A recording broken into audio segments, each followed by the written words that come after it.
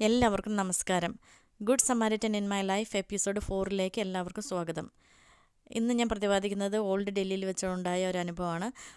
ഞാൻ ചെറിയൊരു ക്ലിനിക്കിൽ ആദ്യമേ ഒരു എക്സ്പീരിയൻസ് ഒക്കെ എടുത്ത് അത് കഴിഞ്ഞിട്ട് ഹോസ്പിറ്റൽ ഇൻ്റർവ്യൂ അറ്റൻഡ് ചെയ്ത് ഹോസ്പിറ്റലിൽ ജോലിക്ക് കയറാനായിട്ട് എൻ്റെ ഹോസ്റ്റലിൽ ഞാനൊരു സിസ്റ്റേഴ്സ് നടക്കുന്ന ഒരു ഹോസ്റ്റലിലാണ് നിന്നിരുന്നത്. അപ്പോൾ അവിടെ നിന്ന് എല്ലാവരോടും യാത്രയൊക്കെ പറഞ്ഞ് ജോലി കിട്ടിയ വലിയ സന്തോഷത്തിൽ ജോലിക്ക് പോകാമെന്നൊക്കെ പറഞ്ഞ് എല്ലാവരോടും പറഞ്ഞ് ഞാൻ സാധനങ്ങളൊക്കെ ആയിട്ട് ഞാൻ വലിയ ബാഗും സാധനങ്ങളൊക്കെ ആയിട്ട് ഈ ഹോസ്പിറ്റലിലേക്ക് പോവുകയാണ്. ഹോസ്പിറ്റലിൽ ചെന്ന് കഴിഞ്ഞപ്പോഴാണ് അവിടെ ഈ മേട്രനും അവിടെ ബാക്കിയുള്ള അധികാരികളോട് ഡയറക്ടറും ഒക്കെ ആയിട്ട് ആലോചിക്കാതെയാണ് ഞങ്ങളൊരു 3-4 പേരെ അപ്പോയിൻമെൻറ്റ് ചെയ്തത്. ആ ദിവസം വന്ന് ജോയിൻ ചെയ്യാൻ പറഞ്ഞത്. അത് മറ്റുള്ള അതായത് അവിടെ മുകളിലുള്ള കമ്മിറ്റിക്കാർക്ക് അവർ തമ്മിൽ വലിയൊരു ഇഷ്യൂ ഉണ്ടായി. അപ്പം മേട്രന് ഞങ്ങൾ തിരിച്ചു വിടേണ്ട വന്നു. അപ്പം മേട്രൻ പറഞ്ഞു, ഇന്നത്തെ നിങ്ങൾക്ക് ജോലി ഉറപ്പാണ്, പക്ഷേ ഒരു 1-2 ആഴ്ച കൊണ്ട് കഴിഞ്ഞിട്ടുള്ള ഒരു ഡേറ്റ് ഞാൻ തരാം, ഒന്നോടെ വിളിക്കാം, പക്ഷേ ഇന്ന് ജോയിൻ ചെയ്യാൻ പറ്റത്തില്ല, ഇവിടെ ഒരു ഇഷ്യൂ ഉണ്ട്, അപ്പോൾ ഇത് സോൾവ് ചെയ്യാതെ നിങ്ങൾക്ക് തിരിച്ചു വരാൻ പറ്റിയല്ല, അത് അവരുടെ തന്നെ തെറ്റായിരുന്നു എന്നവർ ഞങ്ങളോട് ഞങ്ങളെ പറഞ്ഞു വിടുവാണ്. അപ്പം ഞാൻ പറഞ്ഞു, എനിക്ക് തിരിച്ചു പോകണമെങ്കിൽ ഇനി 2 ബസ് കയറി അവിടെ എത്തിയപ്പോൾ തന്നെ ഒരു സമയം, ഇനി തിരിച്ച് ഞാൻ അത്രയും ദൂരം തിരിച്ച് ഉച്ച കഴിയുമ്പോഴത്തേനും ബസ്സുകൾ കുറവാണ്, പിന്നെ 2 ബസ് തിരിച്ച് കയറി ആ ഹോസ്റ്റലിൽ എത്തുമ്പോഴത്തേനും രാത്രി ഒത്തിരി ലേറ്റാകും, പിന്നെ ഭയങ്കര റിസ്ക്കാണ് അങ്ങനെ യാത്ര ചെയ്യാനായിട്ട്. അപ്പം ഞാൻ മേട്ടനോട് ആവുന്നത് പറഞ്ഞു, പക്ഷേ അവർ ഭയങ്കര റൂഡായിരുന്നു. പറഞ്ഞു ഒന്നും പറയാനില്ല, ഇപ്പം തന്നെ പൊക്കണം. ഞാൻ പറഞ്ഞു, ഹോസ്പിറ്റലിൽ എവിടെയെങ്കിലും എനിക്കൊരു ബെഡ് എങ്ങനെയെങ്കിലും ഈ ഒരു രാത്രി കഴിഞ്ഞാൽ ഞാൻ രാവിലെ വെളുപ്പിനെ ഞാൻ എണീറ്റ് പൊക്കോളാം, എനിക്ക് ഇനി വൈകിട്ട് യാത്രയായിട്ട് ഇനി ഒത്തിരി ലേറ്റായിട്ട് ഹോസ്റ്റലിലേക്ക് എത്താൻ പറ്റില്ല, അതുകൊണ്ടാണെന്ന് പറഞ്ഞിട്ട് അവരെന്ത് ചെയ്താൽ സമ്മതിച്ചില്ല. അവർ വളരെ കർശനമായിട്ട് ഇവിടെ നിന്ന് ഇറങ്ങിപ്പോകണമെന്ന് പറഞ്ഞു. അങ്ങനെ പിന്നെ ലാസ്റ്റ് സമയം കളയാതെ ഞാൻ പിന്നെ അപ്പം തന്നെ മദറിനെ വിളിച്ച് പറഞ്ഞു, ഇങ്ങനെ ഒരു ഇഷ്യൂ ഉണ്ട്, ഞാൻ തിരിച്ച് ഹോസ്റ്റലിലേക്ക് വരുവാണ്, പക്ഷേ ലേറ്റ് ആകും. മദറിന് അതത്ര ഇഷ്ടപ്പെട്ടില്ല, എങ്കിലും മദർ എന്നോട് പറഞ്ഞു, സൂക്ഷിച്ചൊക്കെ വന്നം കേട്ടോ എന്ന് പറഞ്ഞു. ഞാൻ തിരിച്ച് വണ്ടിയിൽ കയറി, ബസ്സിൽ കയറി കഴിഞ്ഞപ്പം മുതൽ എനിക്കിങ്ങനെ മനസ്സ് മൊത്തം ഭയങ്കര വിഷമം. ഒരു ജോലി കിട്ടിയിട്ട് അതും പോയല്ലോ, എനിക്ക് മാത്രം ഇങ്ങനെയാണല്ലോ എന്നൊക്കെ ഓർത്തിങ്ങനെ ഞാൻ എന്നെ തന്നെ പരിതപിച്ച് അങ്ങനെ ഭയങ്കര കരച്ചിലും കാര്യങ്ങളൊക്കെ ആയിട്ട് ഞാൻ വേറെ പരിസരമൊന്നും നോക്കാതെ ഞാനിങ്ങനെ ഭയങ്കര കരച്ചിലും വിഷമമൊക്കെ ആയിട്ടിരിക്കുന്നു. ആ ബസ്സിൽ നിന്ന് ഇറങ്ങി അടുത്ത ബസ്സിൽ കയറുന്നു. ഈ മണ്ടക്കെട്ട് സാധനം ഉണ്ടല്ലോ, ഈ ബാഗ് സാധനമൊക്കെ ആയിട്ടാണല്ലോ ഞാൻ കയറുന്നത്. അപ്പോൾ പരിസരബോധം ഇല്ലാതെയാണ് ഞാൻ, ശരിക്കും പറഞ്ഞു കഴിഞ്ഞാൽ അന്നേരം ഞാൻ എൻ്റെ ലോകത്താണ് ഞാൻ. ഇപ്പോൾ അന്നേരമൊക്കെ ചിന്തിക്കുവാണ്, ഓരോ കാര്യങ്ങൾ ചിന്തിച്ചിങ്ങനെ വിഷമിച്ചിങ്ങനെ പോവുകയാണ്. അപ്പോൾ അടുത്ത ബസ്സും 2 ബസ്സും കഴിഞ്ഞു. ഇറങ്ങുമ്പം ഒരു 11 മണിയൊക്കെ, രാത്രി ഒത്തിരി ലേറ്റായി, സമയം ഓർക്കുന്നില്ല, പക്ഷേ ഒത്തിരി ലേറ്റായി. ഞാൻ എന്നിട്ട് ഹോസ്റ്റലിലേക്ക് പിന്നെ കുറച്ച് ദൂരം നടക്കാനുണ്ട്. അപ്പോൾ വണ്ടി ഇറങ്ങിയിട്ട് ഞാനിങ്ങനെ ഇറങ്ങി ഓടുവാണ്, ധൃതിക്ക് ഓടിപ്പോവുകയാണ്. അപ്പോഴത്തേന് എൻ്റെ പുറകിൽ കുറേ ആണുങ്ങൾ എൻ്റെ പുറകെ. ഇവരെന്ത് ചെയ്താൽ ഞാൻ വഴി മാറിയാലും എങ്ങനെ പോയാലും ഇവരെൻ്റെ പുറകെ നിന്ന് മാറുന്നില്ല. പിന്നെ ഞാൻ മെയിൻ റോഡിൽ കൂടെ ഓടാൻ തുടങ്ങി, ആരെങ്കിലുമൊക്കെ കാണുമല്ലോ എന്ന് ഓർത്തിട്ട് മെയിൻ റോഡിൽ കൂടെ ഓടാൻ തുടങ്ങി. അങ്ങനെ ഇവർ എൻ്റെ ഷോളെ പിടിക്കുന്നു, ബാഗെ പിടിക്കുന്നു. എനിക്ക് ഉറപ്പായി ഇവരെന്നെ ഉപദ്രവിക്കുമെന്ന് ഉറപ്പായി കഴിഞ്ഞപ്പോഴത്തേനും ആ റോഡിൽ ഇങ്ങനെ പെട്ടെന്ന് റെഡ് ലൈറ്റിൽ വണ്ടികൾ നിൽക്കുന്നുണ്ടായിരുന്നു.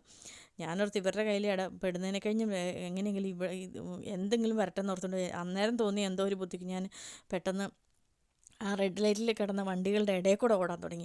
അങ്ങനെ ഇടയിൽ കൂടെ ഓടിയപ്പോൾ അതിൽ 1-2 പേരെൻ്റെ പുറകെ അതിൻ്റെ ഇടയിൽ കൂടെ ഓടി വന്നു. പക്ഷേ കുറച്ച് പേര് സൈഡിൽ കൂടെ ഒച്ച വയ്ക്കുന്നുണ്ടായിരുന്നു. എന്താണെങ്കിലും ഞാൻ ആ ഓട്ടം ഓടിക്കൊണ്ടിരുന്ന ബാഗ് ഇങ്ങനെ പൊക്കി വെച്ചുകൊണ്ടാണ് ഞാൻ ഓടിയത്.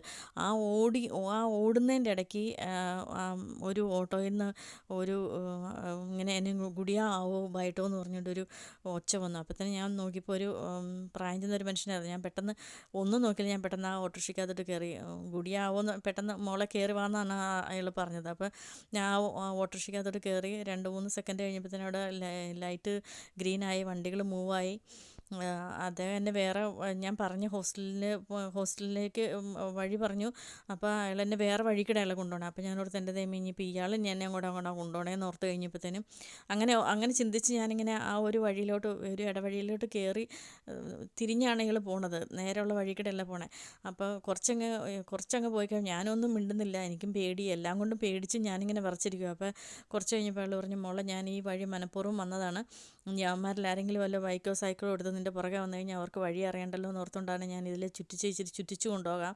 അപ്പോൾ അങ്ങനെ ഒരു ഇതില്ല, അങ്ങനെ അവർക്ക് നിന്നെ കണ്ടുപിടിക്കാൻ പറ്റാതിരിക്കട്ടെ എന്ന് ഓർത്തുകൊണ്ടാണ് ഇങ്ങനെ വന്നതുകൊണ്ട് പേടിക്കണ്ടെന്ന് പറഞ്ഞു. അപ്പോഴെനിക്കൊരു ആശ്വാസമായി. അത് കഴിഞ്ഞ് എന്നെ അദ്ദേഹം കൊണ്ടുപോയി ഹോസ്റ്റലിൽ കൊണ്ടുപോയി. ഞാൻ ബെല്ലടിച്ച മദർ വന്ന് ഡോറ് തുറന്ന് ഞാൻ അകത്ത് കയറുന്നിടം വരെ അദ്ദേഹം അവിടെ നിന്നു.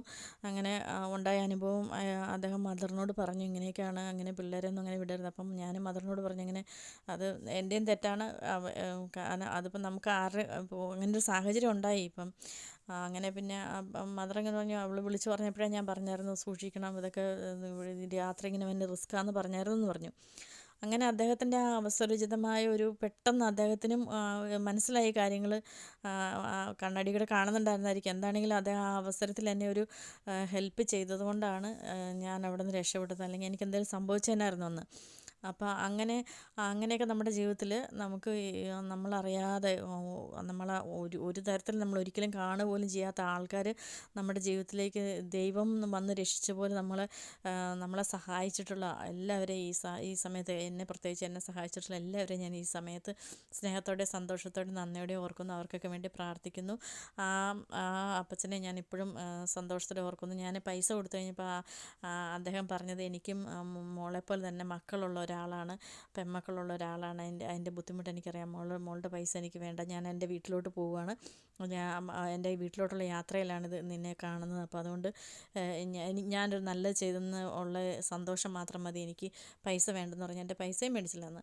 അപ്പോൾ അങ്ങനെയൊക്കെ നമ്മുടെ ജീവിതത്തിൽ നമ്മളെ സഹായിച്ചിട്ടുള്ള എല്ലാവരെയും സ്നേഹത്തോടെയും നന്ദിയോടെയും ഓർക്കുകയും അവർക്ക് വേണ്ടി പ്രാർത്ഥിക്കുകയൊക്കെ ചെയ്യേണ്ടത് നമ്മുടെ ഒരു കടമയാണ്. അപ്പോൾ അവരെല്ലാം എൻ്റെ ജീവിതത്തിലുണ്ടായ എന്നെ സഹായിച്ച എല്ലാവരെയും ഈ സമയത്ത് നന്ദിയോടെ സ്നേഹത്തോടെ അനുസ്മരിക്കുക, അവർക്ക് വേണ്ടി പ്രാർത്ഥിക്കുകയും ചെയ്തുകൊണ്ട് നന്ദി, നമസ്കാരം.